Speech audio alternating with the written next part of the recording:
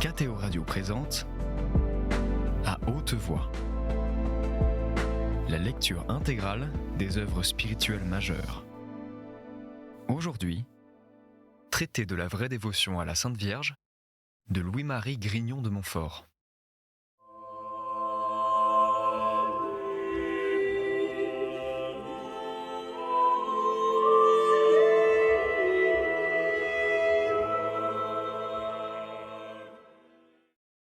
Cette dévotion donne une grande liberté intérieure. 6e motif. Cette pratique de dévotion donne une grande liberté intérieure, qui est la liberté des enfants de Dieu, aux personnes qui la pratiquent fidèlement.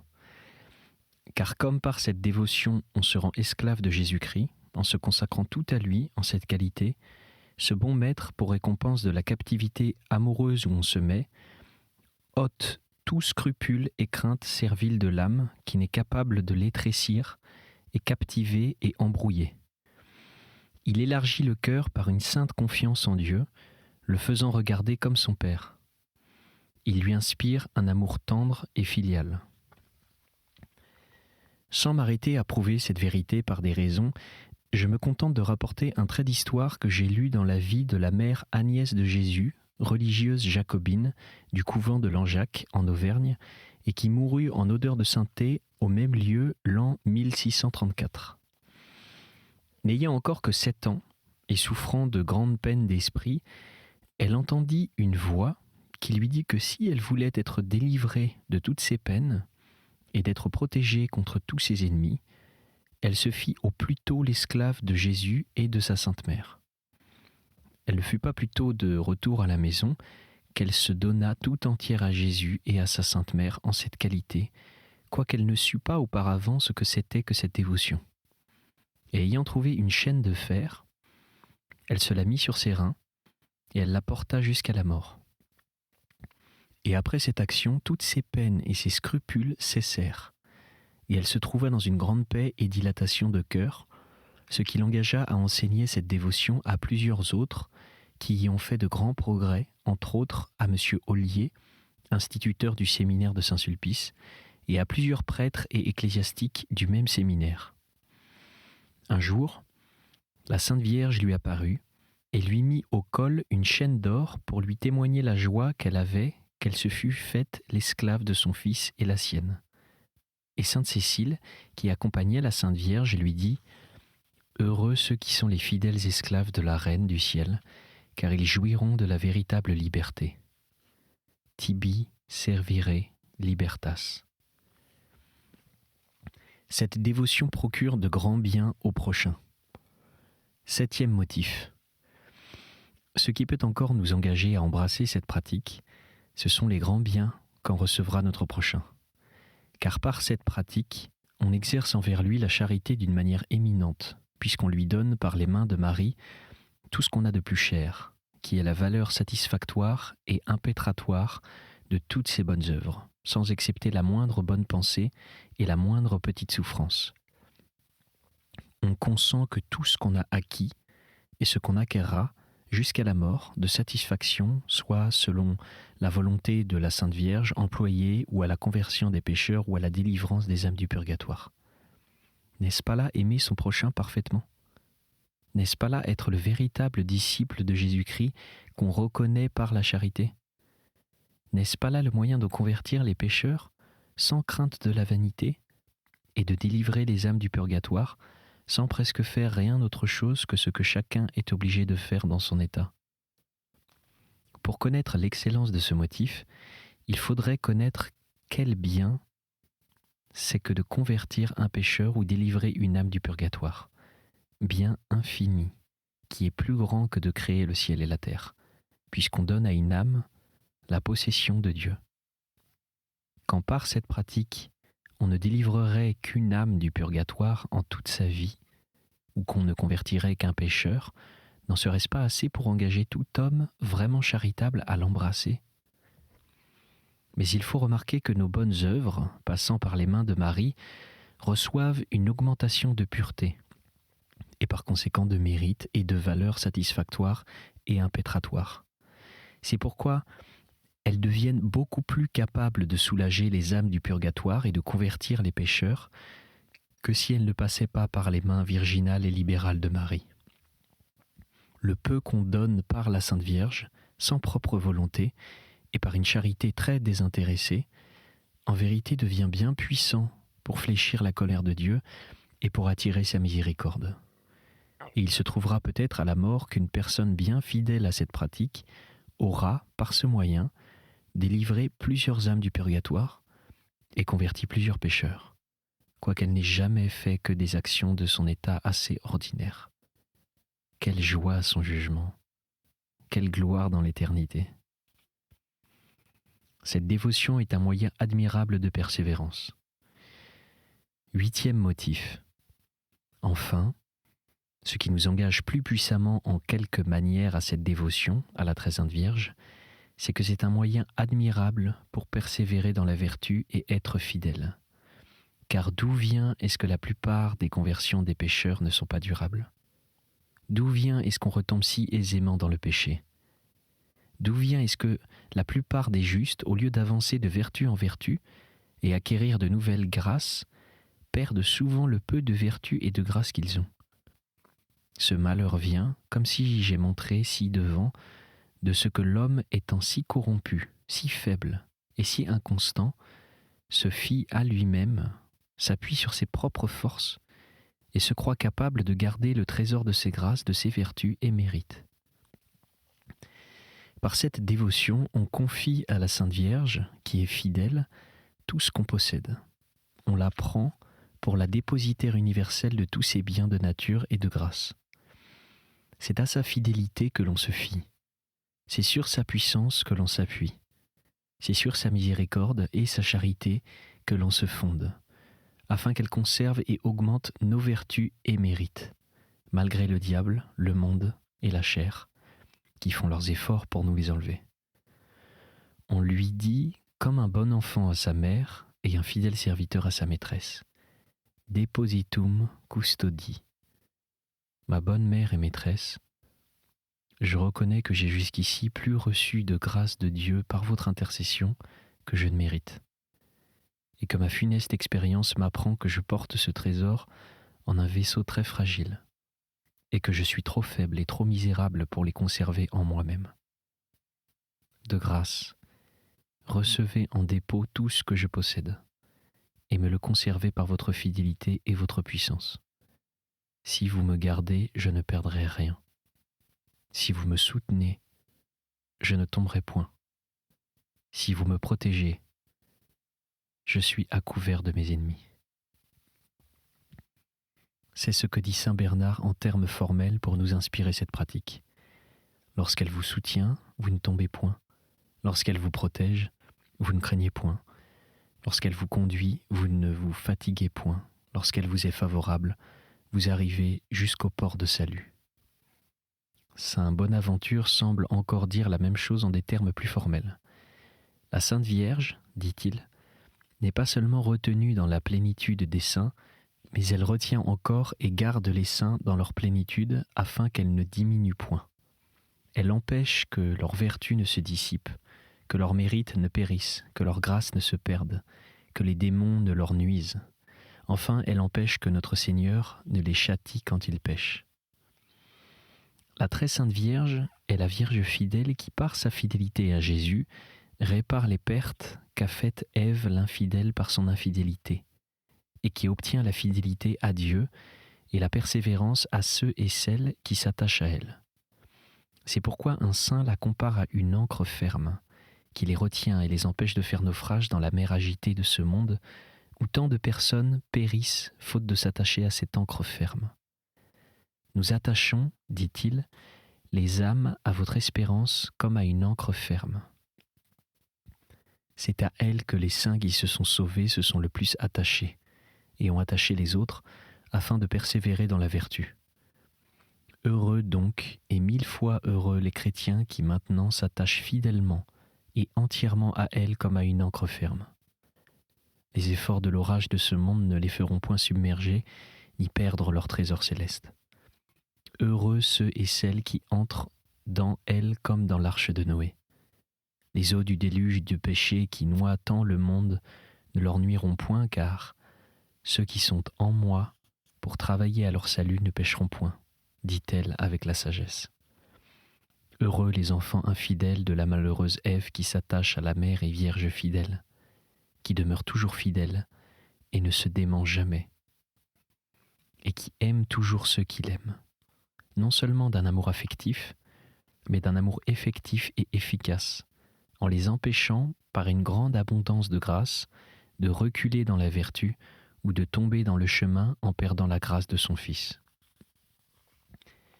Cette bonne mère reçoit toujours par pure charité tout ce qu'on lui donne en dépôt. Et quand elle l'a une fois reçu en qualité de dépositaire, elle est obligée par justice, en vertu du contrat de dépôt, de nous le garder. Tout comme une personne à qui j'aurais confié 1000 écus en dépôt serait obligée de me les garder, en sorte que, si par sa négligence mes 1000 écus venaient à être perdus, elle en serait responsable en bonne justice. Mais non. Jamais la fidèle Marie ne laissera perdre par sa négligence tout ce qu'on lui aura confié. Le ciel et la terre passeraient plutôt qu'elle fût négligente et infidèle envers ceux qui se fient en elle. Pauvres enfants de Marie, votre faiblesse est extrême, votre inconstance est grande, votre fond est bien gâté. Je l'avoue, vous êtes tirés de la même masse corrompue des enfants d'Adam et d'Ève, mais ne vous découragez pas pour cela. Consolez-vous, réjouissez-vous. Voici le secret que je vous apprends, secret inconnu de presque tous les chrétiens, même les plus dévots. Ne laissez pas votre or et votre argent dans vos coffres, qui ont déjà été enfoncés par l'esprit malin qui vous a volé, et qui sont trop petits, trop faibles et trop vieux pour contenir un trésor si grand et si précieux. Ne mettez pas l'eau pure et claire de la fontaine dans vos vaisseaux tout gâtés et infectés par le péché. Si le péché n'y est plus, son odeur y est encore, l'eau en sera gâtée. Ne mettez pas vos vins exquis dans vos anciens tonneaux qui ont été remplis de mauvais vin. Ils en seront gâtés et en danger d'être répandus. Quoique vous m'entendiez, âme prédestinée, je parle plus ouvertement. Ne confiez pas l'or de votre charité, l'argent de votre pureté, les eaux des grâces célestes, ni les vins de vos mérites et vertus à un sac percé, à un coffre vieux et brisé, à un vaisseau gâté et corrompu comme vous êtes. Autrement vous serez pillés par les voleurs, c'est-à-dire les démons qui cherchent et épient nuit et jour le temps propre pour le faire. Autrement vous gâterez par votre mauvaise odeur d'amour de vous-même, de confiance en vous-même et de propre volonté, tout ce que Dieu vous donne de plus pur. Mettez, versez dans le sein et le cœur de Marie tous vos trésors, toutes vos grâces et vertus. C'est un vaisseau d'esprit, c'est un vaisseau d'honneur, c'est un vaisseau insigne de dévotion. Depuis que Dieu même en personne s'est enfermé avec toutes ses perfections dans ce vaisseau, il est devenu tout spirituel, et la demeure spirituelle des âmes les plus spirituelles. Il est devenu honorable et le trône d'honneur des plus grands princes de l'éternité. Il est devenu insigne en dévotion et le séjour des plus illustres en douceur, en grâce et en vertu. Il est enfin devenu riche, comme une maison d'or, fort comme une tour de David et pur comme une tour d'ivoire. Qu'un homme qui a tout donné à Marie, qui se confie et perd en tout et pour tout en Marie est heureux. Il est tout à Marie et Marie est tout à lui. Il peut dire hardiment avec David « Haec facta est mi » Marie est faite pour moi, ou avec le disciple bien-aimé « Je l'ai prise pour tout mon bien » ou avec Jésus-Christ « Tout ce que j'ai est à vous et tout ce que vous avez est à moi ». Si quelque critique qui lira ceci s'imagine que je parle ici par exagération ou par une dévotion outrée, hélas, il ne m'entend pas. Soit parce qu'il est un homme charnel, qui ne goûte point les choses de l'esprit, soit parce qu'il est du monde, qui ne peut recevoir le Saint-Esprit, soit parce qu'il est orgueilleux et critique, qui condamne ou méprise tout ce qu'il n'entend pas. Mais les âmes qui ne sont pas nées du sein, ni de la volonté de la chair, ni de la volonté de l'homme, mais de Dieu, et de Marie, me comprennent et me goûtent. et c'est pour elle aussi que j'écris ceci. Cependant, je dis pour les uns et les autres, en reprenant ma matière interrompue, que la divine Marie, étant la plus honnête et la plus libérale de toutes les pures créatures, elle ne se laisse jamais vaincre en amour et en libéralité. Et pour un œuf, dit un saint homme, elle donne un bœuf. C'est-à-dire pour peu qu'on lui donne, elle donne beaucoup de ce qu'elle a reçu de Dieu. Et par conséquent, si une âme se donne à elle sans réserve, elle se donne à cette âme sans réserve.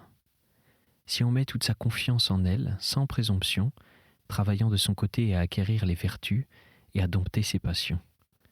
Que les fidèles serviteurs de la Sainte Vierge disent donc hardiment avec saint Jean Damascène, ayant confiance en vous, ô Mère de Dieu, je serai sauvé. Ayant votre protection, je ne craindrai rien. Avec votre secours, je combattrai et mettrai en fuite mes ennemis, car votre dévotion est une arme de salut que Dieu donne à ceux qu'il veut sauver.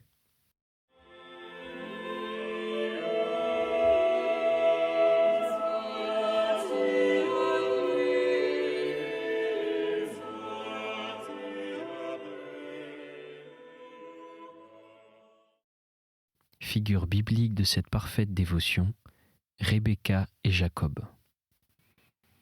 De toutes les vérités que je viens de décrire par rapport à la très sainte Vierge et à ses enfants et serviteurs, le Saint-Esprit nous donne dans l'Écriture sainte une figure admirable dans l'histoire de Jacob, qui reçut la bénédiction de son père Isaac par les soins et l'industrie de Rebecca, sa mère. La voici comme le Saint-Esprit la rapporte. Ensuite, j'y ajouterai son explication. Histoire de Jacob. Ésaü ayant vendu à Jacob son droit d'aînesse, Rebecca, mère de 2 frères, qui aimait tendrement Jacob, lui assura cet avantage, plusieurs années après, par une adresse toute sainte et toute pleine de mystère. Car Isaac, se sentant fort vieux et voulant bénir ses enfants, avant que de mourir, appela son fils Ésaü, qu'il aimait, lui commanda d'aller à la chasse, pour avoir de quoi manger, afin qu'il le bénît ensuite. Rebecca avertit promptement Jacob de ce qui se passait et lui commanda d'aller et prendre 2 chevreaux dans le troupeau. Lorsqu'il les eut donnés à sa mère, elle en prépara à Isaac. Ce qu'elle savait qu'il aimait, elle revêtit Jacob des habits d'Ésaü, qu'elle gardait, et couvrit ses mains et son cou de la peau des chevreaux, afin que son père, qui ne voyait plus, pût, en entendant la parole de Jacob, croire au moins par le poil de ses mains que c'était Ésaü son frère. Isaac, en effet, ayant été surpris de sa voix qu'il croyait être la voix de Jacob, le fit approcher de lui, et ayant touché le poil des peaux dont il s'était couvert les mains, il dit que la voix, à la vérité, était la voix de Jacob, mais que les mains étaient les mains d'Ésaü. Après qu'il eut mangé et qu'il eut senti, en baisant Jacob, l'odeur de ses habits parfumés, il le bénit, et lui souhaita la rosée du ciel et la fécondité de la terre. Il l'établit le maître de tous ses frères, et finit sa bénédiction par ces paroles, « Que celui qui vous maudira soit maudit lui-même, et que celui qui vous bénira soit comblé de bénédictions. » À peine Isaac avait achevé ces paroles, qu'Ésaü entre et apporte à manger ce qu'il avait pris à la chasse, afin que son père le bénît ensuite.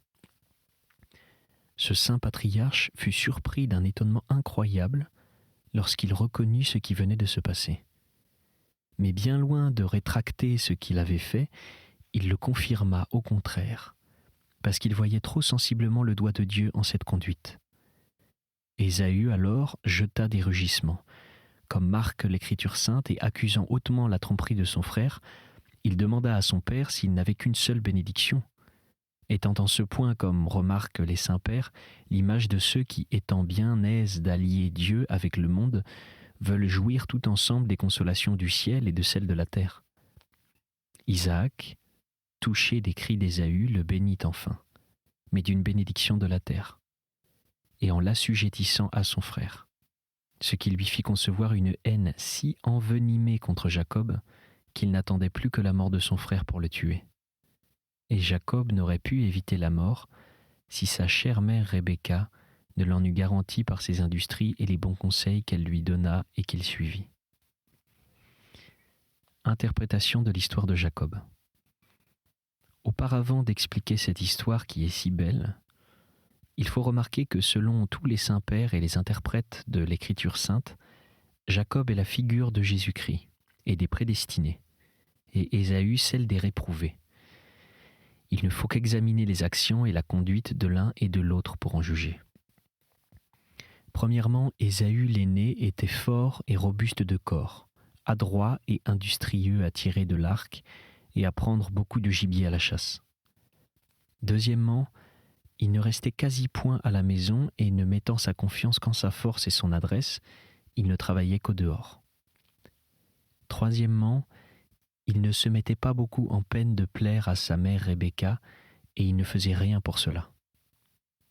Quatrièmement, il était si gourmand et aimait tant sa bouche qu'il vendit son droit d'aînesse pour un plat de lentilles.